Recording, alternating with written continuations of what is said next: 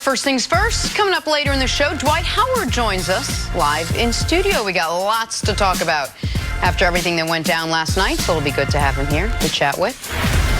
Back to Game 5 now. Kevin Durant made his return, but it was short-lived. Second quarter, after scoring 11 points, he pulls up with what is reportedly believed to be a torn Achilles. He would have to leave the arena on crutches. How do the Warriors do without him? Let's get back to the game.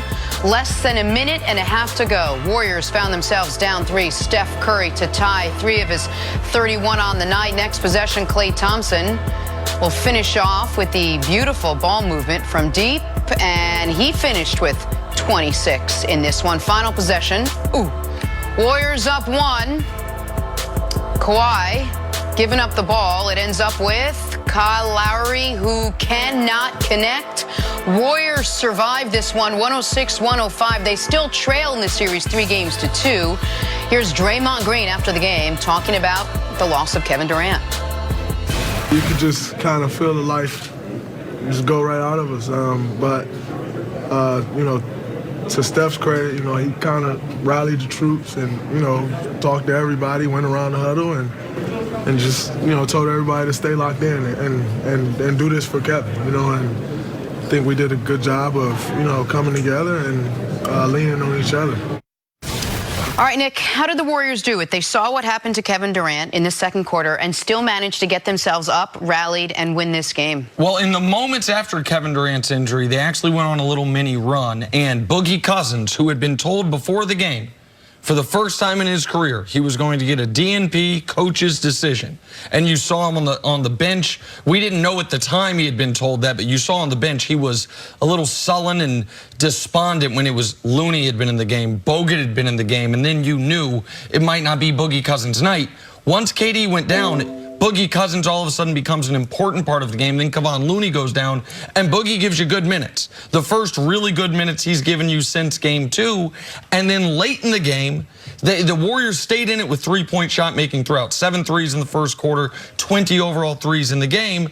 But then late in the game, after a very odd Nick Nurse timeout when the Raptors seemed to be taking full control of the game, the Warriors, Steph and Klay, took turns hitting threes. They had great offensive possessions in the final 3 minutes, while the Raptors had terrible offensive possessions in the final 3 minutes. And despite Steph and Klay being the only 2 real threats on the court, they got good looks. The only wide open look was the one we showed for Klay to take the lead. But that's a great look for Steph Curry. The one before was a good look for Klay Thompson, and that's a great look for Klay Thompson. And so they had their season totally on the brink in those final 3 minutes with Kawhi on fire. It felt like the momentum was sapped from the Raptors when they called a timeout, stopping their own run, and the Warriors took full advantage of it. A couple things very, very important. Athletes from growing up, they are used to other athletes getting injured. So even with the story, with the plot with KD, is he going to be a free agent, him forcing himself back? Athletes have the unbelievable ability to build focus because they see it more than other people see it. So they're able to recover in real time. Now, they were fortunate enough that because Steph and Iggy went into the locker room, they knew immediately that his Achilles. And when he fell onto the court and he began to pinch his Achilles, that's one of the signs. He didn't grab his calf, but people showed a lot of photos of the trauma, the shock once the tendon was either ruptured or strained. You could see the trauma come up into the calf, but the attachment point is right there at the bottom of that heel. And that's where he grabbed initially. So athletes have that unbelievable ability because they see it. A guy gets injured on the football field, the coaches, training staff will deal with him. The coaches move you over to the next field and you will be playing while another guy has a serious injury. So you just get kind of used to that part. Now, as far as Boogie Cousins and what he was able to do, that was a tremendous effort from a mental standpoint because you have a championship game. He's ready to make a contribution. He's told that he's not. And then he's able to he's forced into the lineup because they have to play him because he's the best offensive weapon of all the centers, even though the coach had told him he's not going to play. So for me, the Warriors at the end, they executed their offense better and they got one more stop. Let's not think this was no 20-point blowout. This was a 1-point game, a game of inches, a game of he makes a shot, he misses a shot. Draymond gets a deflection, so we don't know. Lowry said it felt good leaving his hand. But as far as Nick Nurse, my last point before I move on, a lot of NBA coaches in this same situation, they had scored 10 straight points. But in the NBA last year, they changed the rule. Once you get into the last 3 minutes of the game, you only get 2 timeouts, so you lose all the additional timeouts. So a lot of NBA coaches since last year, right before that 3-minute mark, instead of losing it, they give their guys a break right there. So Nick Nurse, if you look at the coaching philosophy, what's been happening, and you can look, the Raptors were gassed.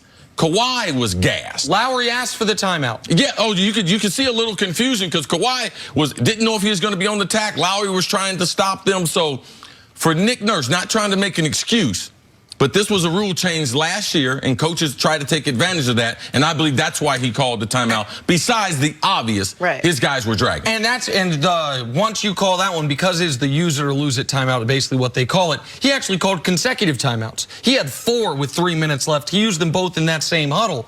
But the Warriors were in an odd spot because they had led for 41 of the first 42 minutes of this game, yet with 5.5 minutes left, they were down to just 1 timeout. See, after the Norman Powell dunk, where it seemed like everyone stopped playing defense, Kerr called his second to last timeout. And so they were, you don't want to have 0 timeouts going in the final minute of the game because you might need to advance the ball. You might need to draw something up. And so Kerr was helpless to stop the run. And I know guys were gassed, but Kawhi, it felt to me like, oh my God, Kawhi, who had a quiet game in his worst game of the finals through 3 quarters, was so alive and so in charge in that moment. I thought they'd give it another possession or 2. But then, so for me, part of the story is a timeout Nick Nurse did call, and then also a timeout they didn't call. After Boogie gets the illegal screen call, you had a timeout. It's 15 seconds left. It is a possession to win the championship. It's one thing if it's off a miss and you want to go and run and take advantage of transition, but it's sideline out of bounds in the backcourt. You have an opportunity to call timeout, draw something up, let your players know the Warriors have a foul to give, which Iggy knew. It's one of the reasons Iggy could go trap Kawhi on that final possession. He was going up there, I think, to give that foul with 4 seconds left. They don't call timeout there. They don't call timeout when the play starts going haywire. Nick Nurse has been sensational this first year. I think those final 3 minutes are tough. I think it was a questionable timeout that he did call, and then a head-scratching timeout that he didn't call to give them an opportunity to win their first NBA championship on one shot. I do want to ask this before we move on. Yesterday, Nick, you talked about a paradigm shift in this series, that the Warriors needed something, whatever it was, whether it was real or if it was almost superficial, if you will, something that sort of shifted the momentum. Do you think the fact that you had the Splash Brothers out there hitting 23-pointers on the road, when you saw what happened to Klay Thompson earlier in the series, could that on top of what the KD's injury, could all of that be enough, CC, to shift the momentum in this series? No, Jenna. They don't have enough offense. They're still going to struggle.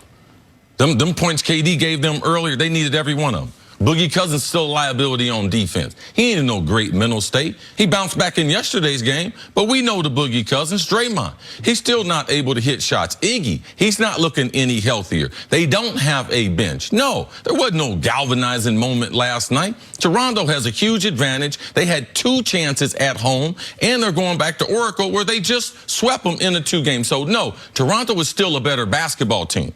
Last night, they got off to a fast start, and that's what propelled them. They won the quarter. They won the first quarter, all right? Toronto won the last quarter. The other 2 quarters, they split. It is still a dominance by Toronto when you look at it. 5 games, Toronto is the better basketball team. All right.